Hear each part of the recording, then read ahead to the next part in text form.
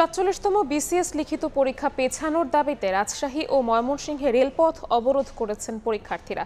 এই মুহূর্তে রাজশাহী বিশ্ববিদ্যালয় রেল স্টেশনে আছেন সহকর্মী মওদুদ রানা এবং বাংলাদেশ কৃষি বিশ্ববিদ্যালয়ের আব্দুল জব্বার মোড়ে আছেন সহকর্মী ওবায়দুল হক। সরাসরি প্রথমে যাচ্ছি রানার কাছে। রানা,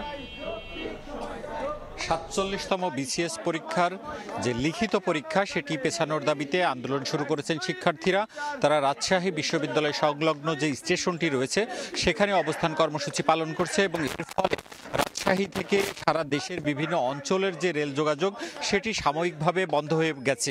আমরা স্টেশন সূত্রে যতটুকু জানতে পেরেছি ২টার সময় রাজশাহী থেকে ছেড়ে যাওয়া কপোতাক্ষ এক্সপ্রেস ট্রেনটি সেটি অপেক্ষা করছে এবং সেখানকার যাত্রীরা ভোগান্তিতে পড়েছেন এবং একই সাথে ৩টার সময় রাজশাহী থেকে ফরিদপুর এবং ৪টার সময় রাজশাহী থেকে ঢাকাগামী যে আরও দুটি আন্তনগর এক্সপ্রেস ট্রেন তার যাত্রীরাও আসলে ভোগান্তির মধ্যে পড়েছেন। এই কর্মসূচি যদি চলতে থাকে তাহলে রাজশাহী থেকে সন্ধ্যা পর্যন্ত যে 4টি ট্রেন রয়েছে সেই 4টি ট্রেন আর যাত্রা করবে না, ফলে সেই যারা যাত্রীরা রয়েছেন তারা স্টেশনে অবস্থান করছেন এবং তারা ভোগান্তির মধ্যে পড়েছেন। এখানে যারা আন্দোলনকারীরা রয়েছেন তারা যেটি বলছেন যে ৪৭তম বিসিএস লিখিত পরীক্ষায় যারা বসবেন তারা এখানে রয়েছেন এবং তারা যেটি বলছেন যে এর আগের যেসব বিসিএস পরীক্ষা সেখানে প্রিলিমিনারি পরীক্ষার পর অন্তত 2 মাস সময় পান, কিন্তু এবার যে সময়টি দেওয়া হয়েছে সেই সময়টি প্রথমবারের মতো যিনি বিসিএস পরীক্ষায় বসবেন তার জন্য খুবই কম সময় এবং তারা বলছেন যে এটি একটি অযৌক্তিক সিদ্ধান্ত। তারা যৌক্তিক সময়ের মধ্যে লিখিত পরীক্ষা নেওয়ার দাবি করছেন।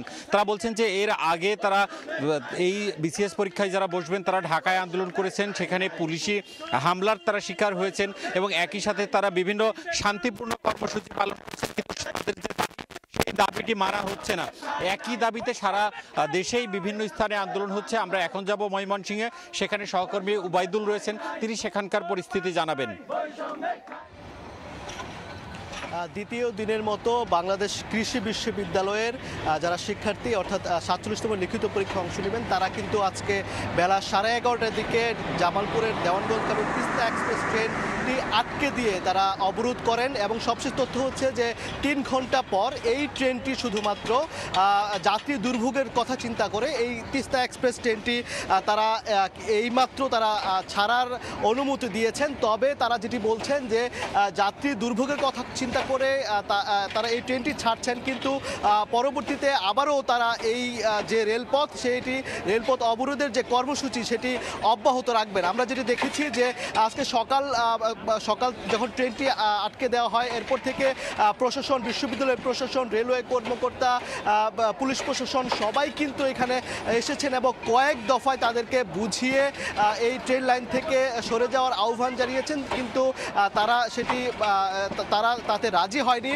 সবশেষ 3 ঘন্টা পর এইমাত্র শুধুমাত্র যাত্রীর দুর্ভোগের কথা চিন্তা করে শুধুমাত্র এই ট্রেনটি ছেড়েছেন। তবে তারা যেটি বলছেন যে তাদের যে লিখিত পরীক্ষার যে সময়সূচি সেটির পরিবর্তনের যে প্রজ্ঞাপন সেই প্রজ্ঞাপন না হওয়া পর্যন্ত তারা রেলপথ অবরোধ ছাড়বেন না এবং এতে করে কিন্তু যাত্রী দুর্ভোগ, শুধু এই ট্রেনটি গন্তব্যে গেলেও কিন্তু বিভিন্ন স্টেশনে অন্তত 4টি ট্রেন কিন্তু আটকা রয়েছে। এতে করে মানুষের যে দুর্ভোগ সেটি কিন্তু চরম আকারে পৌঁছেছে এবং তারা যেটি বলছেন যে যতক্ষণ না পর্যন্ত প্রজ্ঞাপন হবে ততক্ষণ পর্যন্ত তাদের যে অবরোধ কর্মসূচি বা যে ব্লকেট কর্মসূচি তা থেকে সরে যাবেন না বলে পরীক্ষার্থীরা আমাদেরকে জানিয়েছেন। তো এই ছিল বাংলাদেশ কৃষি বিশ্ববিদ্যালয় থেকে আমার কাছে থাকা সবশেষ খবরাখবর।